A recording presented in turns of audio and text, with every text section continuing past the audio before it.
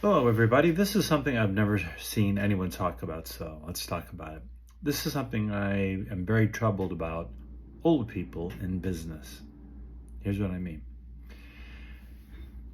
Pay attention, you young people, when you get to be older, and pay attention, you really old people, that you wake up to this.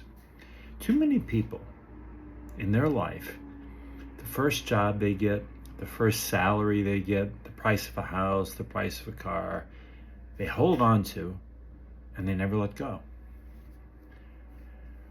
The basic thing I'm talking about is when people think how much a company is worth when they're trying to get investors.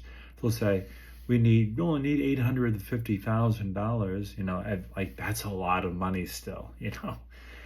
Inflation is a sorry, sad, exasperating thing, but it's a reality. The cost of a house and salary. I think about what I was paid when I first started in advertising. It would be poverty level.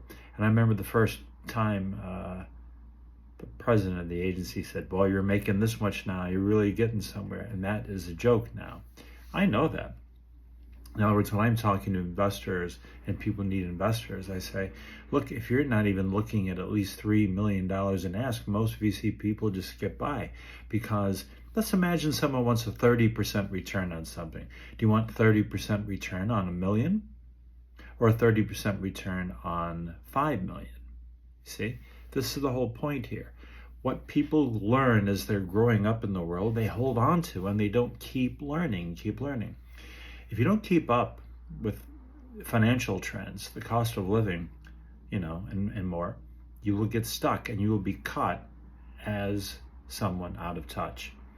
So remember, if you don't know the facts about the cost of living, the cost of things in an industry, what VC people are actually turned on to these days, remember, if you're holding on to what you first learned, what a salary was and what wealth was and what rich was when you were 18 or 20, it's changed. And this is something that could be a systemic help for a lot of people. Because if you're working with startups, I have a few I'm always working with, and if you're working with bigger clients, yeah, you can argue that the devaluation of what we do in our business, that people have not ascended and agency fees haven't gone up. That may be true, but it doesn't have to be that way. If you push back on all that and say, well, yeah, it's a depression or a recession we're experiencing in so many businesses. In some categories, in some sectors, yes. But overall, make sure your paradigm of what things cost is updated.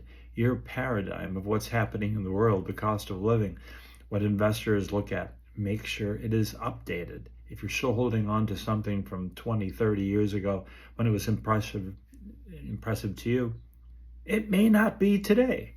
So stay fresh, stay up to date on everything. Hope that helps.